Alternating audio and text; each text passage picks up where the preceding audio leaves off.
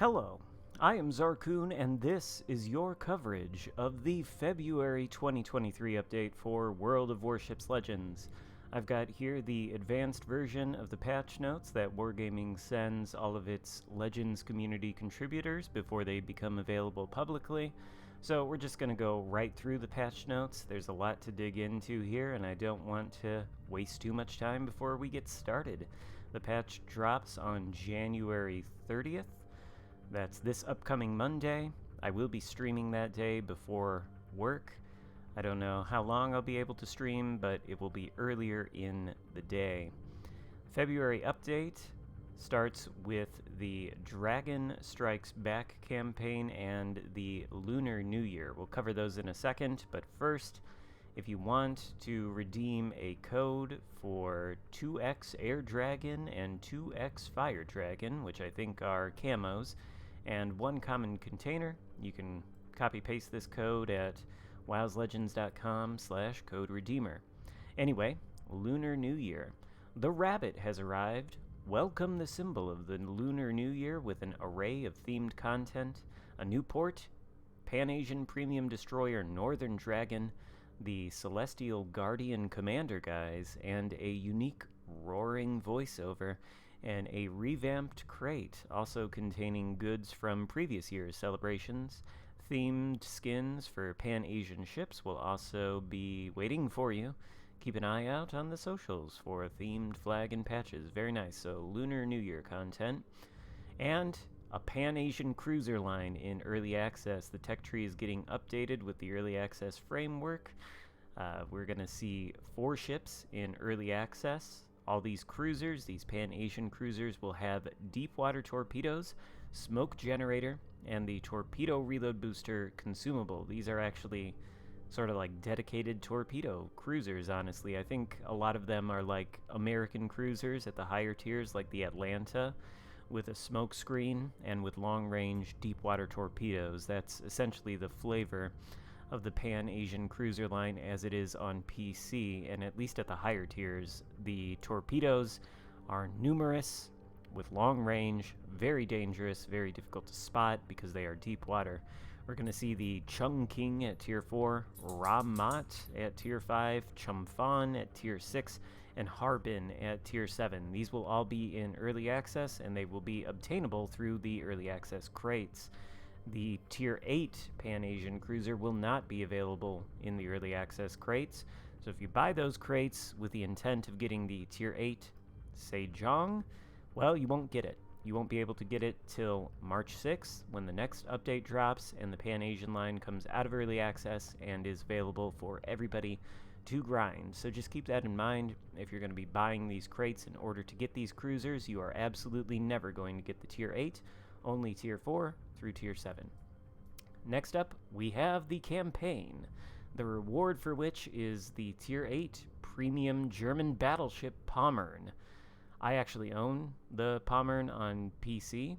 It's not necessarily my favorite German battleship, but basically what it is FDG hull with 12 380mm guns, so 15-inch guns.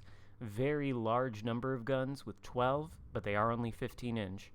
It's got good secondaries, and it has torpedoes, so it may very well be a fun ship in World of Warships Legends, but it is, after all, yet another premium German battleship as the reward for campaign.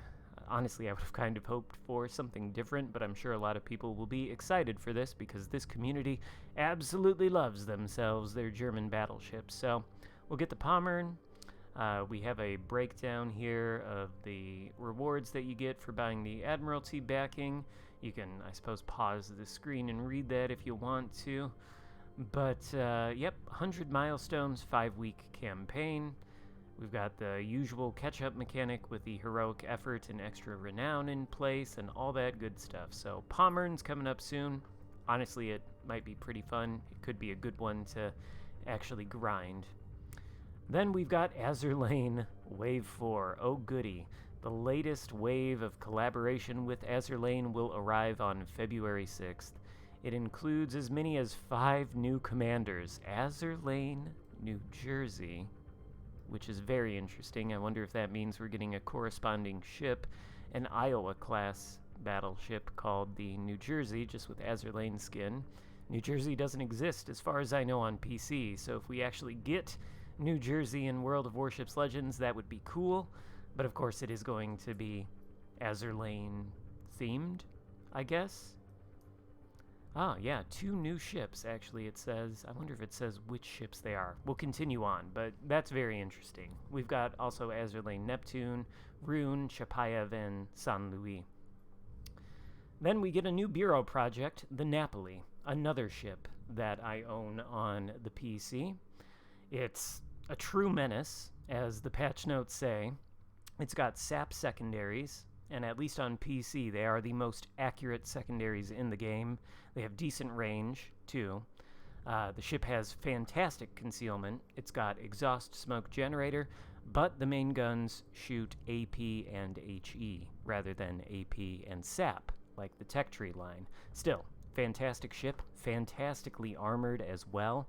Sort of like Petropavlovsk levels of armor. Think that. It'll be a very good cruiser to get, I'm sure, and I look forward to playing it on Legends. The new service record is fully implemented. Now you'll be able to see detailed statistics. In all those things, I'll be interested to explore this stats page. It is not going to include, though, stats for specific ships just yet. Apparently those are to be expected in the near future, but certainly nice to be able to see all the information about your own stats that you can. Next up, new ships of the update. We've got Premium Tier 7 Pan-Asian Destroyer Northern Dragon, not to be confused with the 2 IJN Tier 6 Premium Cruisers, Southern and Eastern Dragon. This destroyer has a solid HP pool, rapid reload and range, which sounds intriguing to me. Decent torpedo and AA armament. I don't know exactly what it is supposed to be. It sort of looks like a copy-paste of an American destroyer, or perhaps even a British destroyer. It's hard to tell, but I'll certainly be interested in playing it. Pan-Asian Cruiser Line is coming with a dedicated Pan-Asian Cruiser Commander, Chen Xiaoquan, maybe? His base trait reduces incoming damage while your cruiser is within a smokescreen, and his unique skill improves cruiser concealment while also increasing torpedo range. Sounds like a good thing to use on a sort of torpedo cruiser line. We're also getting a new map, which comes as a surprise for me. It's called Repost. It's for Tier 6 through Legendary Tier Battle. Apparently it features an array of islands that divide the map vertically and offer a range of tactical options for different ship types, which sounds fantastic to me, honestly. Had to pick Brutus up there. He wanted to sit on my lap. In any case, moving on. Ranked battles and Brawl. This update is going to bring as many as 5 total seasons of ranked battles and Brawl combined. There will barely be any days on which you can't engage in the competitive seasons while this update is live. We don't have really any details on that in the patch notes. There's going to be a dedicated article, but Brawl credit and experience earnings have been reduced by 20% on average, as Brawl's provided the single best points per minute rate in the game, often incomparable to other modes. I honestly didn't realize this because I haven't engaged with Brawl, but for those of you who were savvy on the ability to earn a lot of stuff in the Brawl mode, well, that's going to be slightly dampened now. Well, actually extremely dampened. 20% is pretty big. But that's pretty much all there is for the update, except for this final intriguing piece here. Epic modernizations. They differ from the common ones by their distribution. You can obtain them through missions that will pop up in your campaign and mission tab automatically. And stats, of course. Okay, well, epic modernizations you earn during this update will be yours to keep, but we see this as the beginning of an extended test, so please be prepared for their stats to change, perhaps even drastically in the future, and I can kind of see why. We'll get into that in a second. These modernizations introduce an active component to how mods work. improving your stats for particular actions on the battlefield, and allowing you to stack the bonuses 5 times until the battle ends. Modernizations include any bonuses provided by the regular versions, plus the bonuses on top, I take that to mean. Special bonuses of epic mods only work in standard battles and battles versus AI, so they won't be in competitive modes, but here they are. Gunfire Control System Mod 2, which increases main battery range by plus 2% for every 50 shells hit on destroyers, and you can stack it 5 times, so that means you can get 10% extra range on your destroyer main battery guns every 50 shell hits. Oh my gosh, this will be insane for the likes of some of the destroyers we have in this game. I'm very intrigued by this. I think it sounds a little bit nutty, but maybe not quite as nutty as Artillery Plotting Room Mod 2. Dispersion of main battery minus 2% per Citadel hit in USN battleships.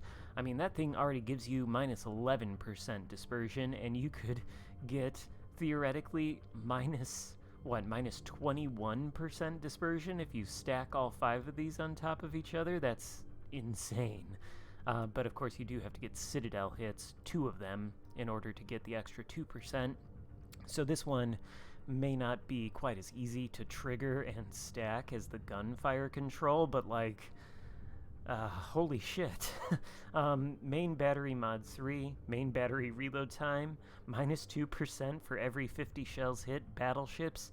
That one, I mean, it probably takes a while to get 50 shell hits on a battleship, but still, that would help.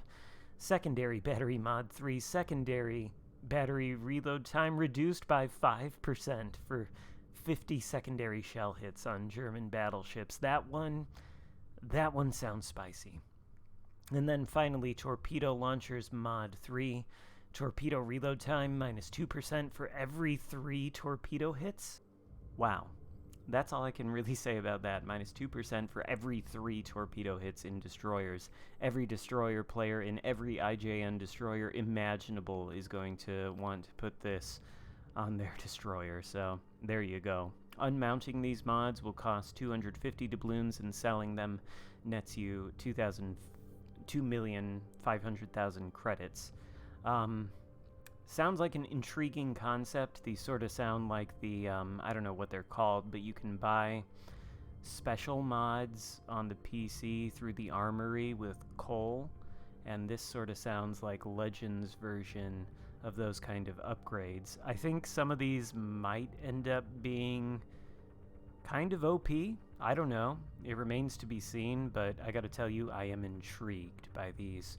Other than these epic modernizations, we've got some ships which suffered from hindered shooting ability due to turret elevation at particular angles, and had those shooting angles improved. You can see them here: Mackensen, Zeton, Prinz Heinrich, Prinz Ruprecht, and the 2 Ibukis. So that's interesting. I didn't really know that Prinz Ruprecht in particular had any poor shooting angles or anything that needed to be improved, but hey, okay. Then we've got a list of bug fixes, none of which are very interesting or worth highlighting, but I'll tell you what. These epic modernizations, where'd they go? These things, very interesting. Pan-Asian premium destroyer, I'm interested to play. I really want to see this.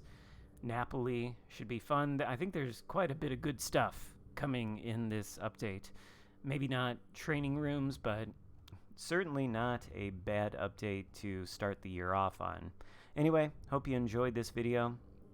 Me reading the patch notes for you. I think this is maybe a little bit easier than just talking about them over gameplay. Let me know what you think in the comments. Give the video a thumbs up. Consider subscribing if you haven't already. And I will see you next time. Goodbye.